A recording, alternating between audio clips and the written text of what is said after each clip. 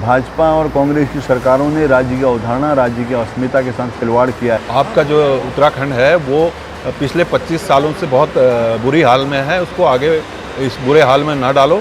और जिस तरह से आपने इसको भ्रष्टाचार, बेईमानी का अड्डे बना दिए हैं, उसके खिलाफ, उसकी मुक्ति के लिए भी हम लोग संघर्ष करेंगे। तो सब एकजुट होकर सबसे पहले उसका मुकाबला करेंगे। इसलिए ये चेतावनी भी सरकार को दे दी गई है।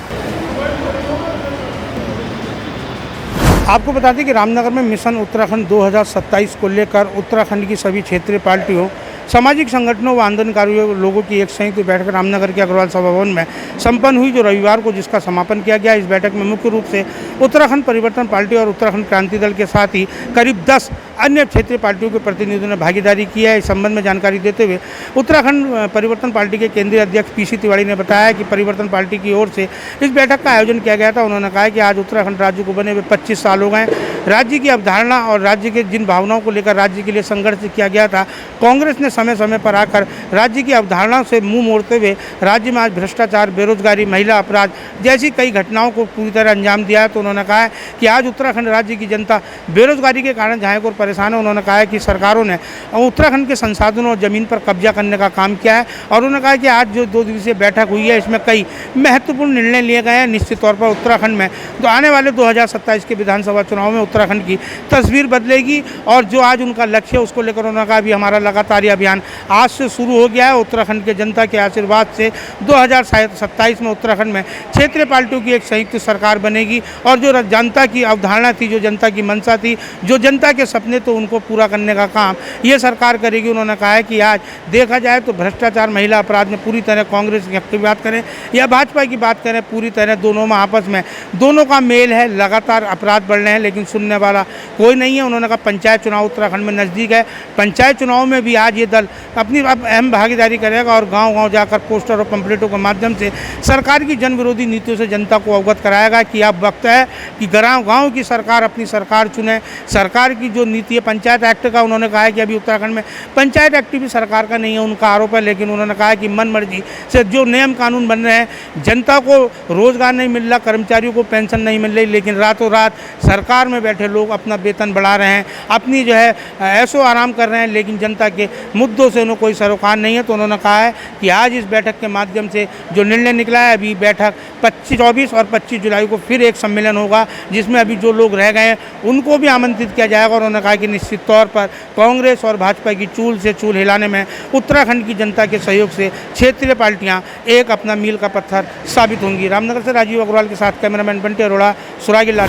2 दिन की बैठक में जो तमाम जन संगठनों के, राजनीतिक संगठनों के, प्रमुख राजनीतिक दलों के जो प्रतिनिधि आए, उन्होंने एकजुट होकर ये फैसला किया कि हमको 2027 तक इस तरह से काम करना है कि जो पिछले 25 सालों में भाजपा और कांग्रेस की सरकारों ने राज्य की अवधारणा, राज्य की अस्मिता के साथ खिलवाड़ किया है, बेरोजगारी, यहाँ की ज़मीनें, संसाधनों पर कब्जा किया है और इस राज्य को कंगाल बनाकर इसको बर्बाद कर दिया है, उसके खिलाफ सारी क्षेत्रीय शक्तियाँ एकजुट हों। और सारे लोगों ने मिलजुल कर एक अपील की है उत्तराखंड की जनता से कि वो आएँ और इस बड़े मुहिम का हिस्सा बने। और इसकी जो बाकी आगे की कार्रवाइयाँ होंगी, बात होंगी, लेकिन इतना तय हो गया है कि अब सारी शक्तियाँ एकजुट होकर कर रही हैं। पंचायत चुनाव में भी यही बात कही गई है कि गांव में, क्षेत्रों में इस काम सरकार की कंसेप्ट होना चाहिए। और जिस तरह से आपने इसको भ्रष्टाचार, बेईमानी का अड्डे बना दिए हैं, उसके खिलाफ, उसकी मुक्ति के लिए भी हम लोग संघर्ष करेंगे।